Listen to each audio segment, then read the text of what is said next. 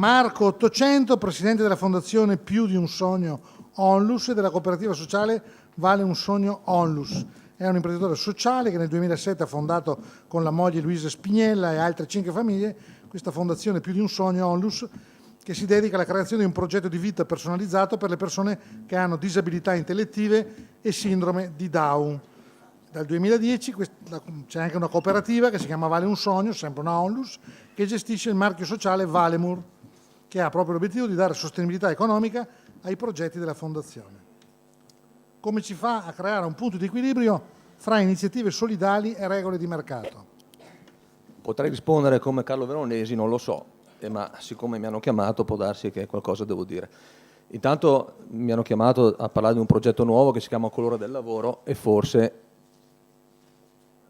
si vede, sono un po' colorato, ma io volevo parlare cercare prima di capire perché Elisabetta ha pensato di invitarci. In fondo noi abbiamo un'impresa molto particolare, siamo un'impresa sociale e sì, io oggi con gli interventi prima dei signori qua davanti e dopo degli imprenditori eccellenti che ci hanno preceduto ho capito perché Elisabetta mi ha invitato, quindi prima ho la consapevolezza del perché sono qua, perché prima forse facevo un po' fatica e per stare nei 10 minuti cerco di dirvi con le parole che ho capito del perché sono qua.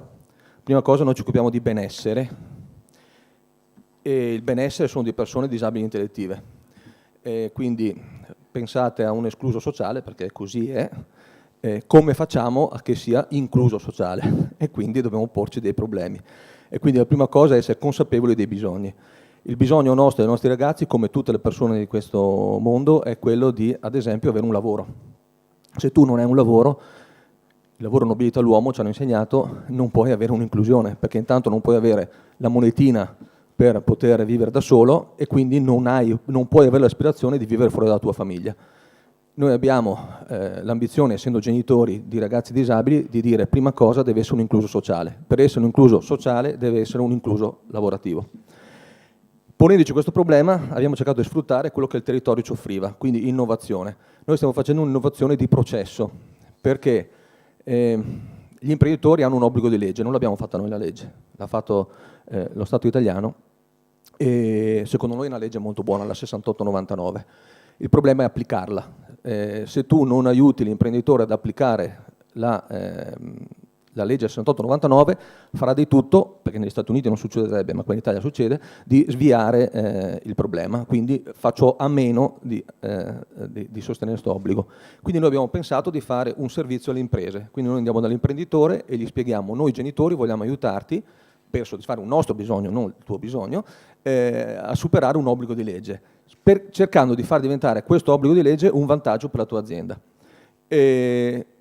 Gli imprenditori prima ci guardano un po' strani, però dopo se gli spieghiamo come vogliamo fare, capiscono.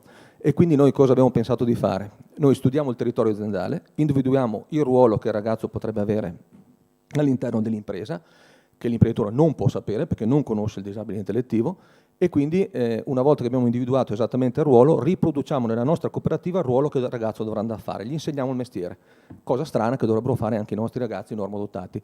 Invece adesso escono dall'università e vanno al lavoro e non sanno neanche cosa vuol dire lavoro. Noi lo cerchiamo di insegnare ai nostri disabili intellettivi. Dura la preparazione 4-5 mesi, dopo l'educatore entra in azienda con il ragazzo preparato esattamente al ruolo che andrà a fare e aiuta le persone attorno, quindi i colleghi di lavoro, a capire che problemi ci possono essere. Di solito individuiamo anche un leader che non deve sostituire il ragazzo ma deve aiutarlo quando magari può incantarsi, diciamo, e così prepariamo anche tutto lo staff attorno a questo ragazzo. Cosa bellissima, questo staff diventa molto più produttivo, quindi non è vero che il ragazzo interrompe il lavoro ma fa crescere la produttività aziendale. Dopo continuiamo a essere vicini all'imprenditore per qualsiasi problema, facciamo anche sindacato al rovescio, cioè se per caso l'azienda va a ristrutturazione aziendale, tutti vanno in crisi, noi preferiamo che il nostro ragazzo non vada in crisi, quindi torna da noi e lo prepariamo a un altro lavoro. Bene, questa è una bella cosa, sta ottenendo un bel successo, cioè stiamo inserendo in un momento molto difficile molti ragazzi. Però noi ci ponevamo un altro problema, come facciamo a essere a livello dell'imprenditore per parlare con l'imprenditore? Dobbiamo conoscere cosa vuol dire fare impresa. Per cui abbiamo inventato un marchio che si chiama Valemur, che già nel nome significa l'unione tra Vale e Glamour, quindi tra l'incanto e il valore, tutte e due parole che sono emerse qua, quindi stranamente qualcosa c'era dentro, e abbiamo detto cosa dobbiamo fare di bello? Noi dobbiamo fare del prodotto. Come? Raccontandolo. Attraverso cosa? Col sogno. Attraverso cosa? Immaginando cosa potrebbe essere il prodotto di domani. E con chi? Con quali mezzi? Non li abbiamo? Abbiamo detto noi dobbiamo fare prima di tutto co-branding, per cui noi abbiamo lavorato con le imprese per studiare dei prodotti. Prima, all'inizio, ci facciamo dare un prodotto dall'azienda Profit che partecipava con noi, lo rendevamo in limited edition, lo vendevamo attraverso i nostri canali. Un po' di inglese lo butto dentro, non si sa mai. Dopo siamo passati a sperare, e così è stato, che qualche impresa facesse co-branding con noi, cioè usasse Valemur come nozione di responsabilità sociale di impresa. E così è stato. Abbiamo avuto la fortuna di avere Geox. No, anche con Glaxo abbiamo collaborato. Abbiamo collaborato per Geox come primo nostro partner, ma adesso stiamo dialogando con L'Oréal, stiamo dialogando con altre grandissime imprese che vabbè, non tutte dobbiamo svelarle perché sennò dopo si incazzano anche. Comunque ci vedrete in altre belle imprese, però l'idea è di riuscire ad arrivare con il nostro prodotto sul mercato. Vi racconto solo una cosa bella per parlare di prodotto. Noi facciamo delle scarpe assieme a Geox che una è diversa dall'altra. Non è diverso il paio, è diversa la scarpa una con l'altra. La cosa più bella che ho sentito da responsabile qualità della Geox è dire io l'avrei scartate tutte queste scarpe, invece vanno tutte sul mercato. Immaginate. Quindi uno scarto della società, perché ai nostri ragazzi c'è poco da dire, è così. Io sono un genitore e mi posso permettere di dire questo, ma è così. Diventa invece un innovatore di processo, diventa un innovatore di prodotto e quindi le scarpe che addosso sono una diversa dall'altra, ma sono un processo che l'ultima collezione, dopo una settimana che è fuori, ha il 20% di sell out, quindi sta funzionando benissimo. Bene, come facciamo adesso ad andare sul mercato col nostro marchio, con Valemur? Anche lì abbiamo detto, pensiamo a una cosa importante, perché abbiamo detto di benessere e bellessere, perché facciamo delle cose che sono belle. Okay? Abbiamo parlato di innovazione di processo, abbiamo parlato, no, devo ancora parlare, della consapevolezza, dobbiamo parlare delle due cose essenziali. Noi cosa facciamo? Non vendiamo né un processo, né vendiamo un prodotto. Noi quello che vogliamo proporre alla società è che al centro di tutto torni l'uomo. Come lo stiamo facendo per far tornare l'uomo al centro di tutto? Lo stiamo facendo con gli uomini più difficili.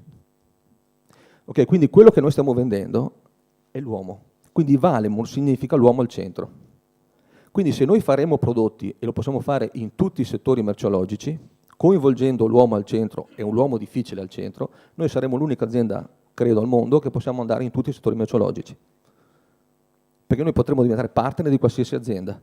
Basta che pensiamo al prodotto che andremo a sviluppare o al processo che andremo a sviluppare in questa azienda dove la persona sia al centro. Cosa non facile in un mondo dove invece le persone di solito sono relegate dopo il marketing, ecco. Quando metti la persona al centro e non metti il profitto al centro, forse fai quello che Zanotto, io sto collegando tutti i discorsi di oggi, non sto inventando niente. La mia invenzione di processo è mettere assieme le cose che abbiamo detto oggi. Zanotto diceva, fare bene tutte le cose, non solo fare il risultato. Il fare il profitto, okay, viene dopo i valori. Per cui se noi mettiamo la persona al centro e i valori al centro, il profitto dopo viene. Se invece facciamo prima il profitto, non andiamo da nessuna parte, perché secondo me è un'economia che non sta in piedi. Adesso parliamo del colore del lavoro. Secondo me abbiamo dei ragazzi difficili, che difficilmente riusciranno ad andare in azienda, quindi tutto il possibile, quello che abbiamo fatto fino ad ora l'abbiamo chiamato hub formativo, noi formiamo i ragazzi che vanno a lavorare nelle aziende. Ci sono dei ragazzi che hanno qualche difficoltà in più. Allora stiamo pensando all'agricoltura sociale. Nell'agricoltura sociale vogliamo fare tutto un processo che parte da quello che ci sta contrastinguendo nel collegamento con i nostri partner, che è il colore. Quindi noi abbiamo cominciato a studiare le piante tintorie, stiamo anche lì inventandoci dei processi per recupero del colore dalle piante orticole, Quindi lo scarto del peperone, lo scarto della cipolla, lo scarto del melograno diventano studio di elaborazione del colore, che non potremo applicarlo su tutto perché alcuni colori non sono tanto resistenti, ma potrebbero essere resistenti per alcuni materiali, diventano materia, la materia viene applicata sui prodotti, i prodotti vengono venduti. Giù avete un esempio di sciarpe fatte con lo scarto della cipolla, lo scarto del peperone e lo scarto del melograno. Quindi lo scarto, purtroppo, che non sarà più scarto, perché con questo processo di innovazione diventerà incluso in noi, perché adesso ci sono tante grandi aziende che hanno i diversity manager. Noi ce l'abbiamo, non siamo noi stessi. Perché siamo noi stessi? Perché siamo genitori, perché noi siamo stufi di pensare a uno scarto sociale. Noi vogliamo che i nostri ragazzi, cioè che il sogno mio per Sara sia uguale al sogno per Cecilia e Enrico, così vi ho dato i nomi dei miei 3 figli. Ho detto numeri, mi chiamo 800 di cognome, per cui è stato un po' un casino. Comunque, io ho i sogni per Sara come per Cecilia e per Enrico. Se facciamo così, cosa facciamo? Un'economia relazionale, che è l'ultimo tassello che abbiamo detto oggi. Noi dobbiamo fare un processo che ci metta assieme tutti. Noi chiediamo in una parola magica che si chiama sussidiarietà. La sussidiarietà, io pensavo che fosse stata inventata dai politici per fare il 5 per 1000, invece mi accorgo che nel 1891, quindi siamo anche un po' zucconi, quindi non so se i processi innovativi che avete raccontato prima arriveranno prima di 100 anni, nel 1891 Leone XIII parlava di sussidiarietà. La sussidiarietà era Stato-cittadino, il cittadino si mette in cammino, lo Stato sussidia.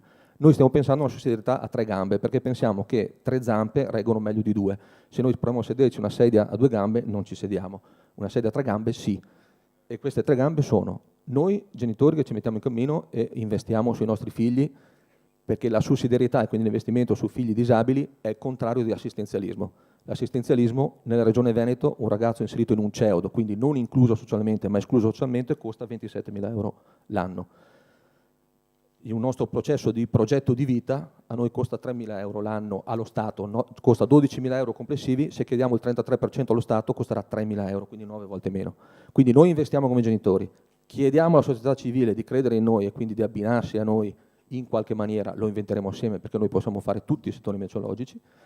E terza cosa, chiediamo all'ente pubblico che ci aiuti per sostenere la parte meno produttiva dei nostri ragazzi, perché i nostri ragazzi avranno comunque sempre bisogno di qualche assistenza fuori dai genitori, non dai genitori, perché se rimangono attaccati ai genitori, quando i genitori non ci sono più si parla del dopo di noi, a noi il dopo di noi non piace, a noi piace il durante noi come gli altri figli. Io ho concluso il mio intervento, per cui mi immagino che Elisabetta De Strobel mi abbia chiamato perché non so magicamente tutte le parole che avete detto noi le stiamo facendo, ma se queste cose qua le facessimo non solo per i disabili ma anche per i normodotati, forse faremmo quello che TUB Verona vuole fare, cioè se per Verona ci mettiamo assieme può darsi che riusciamo a fare Verona.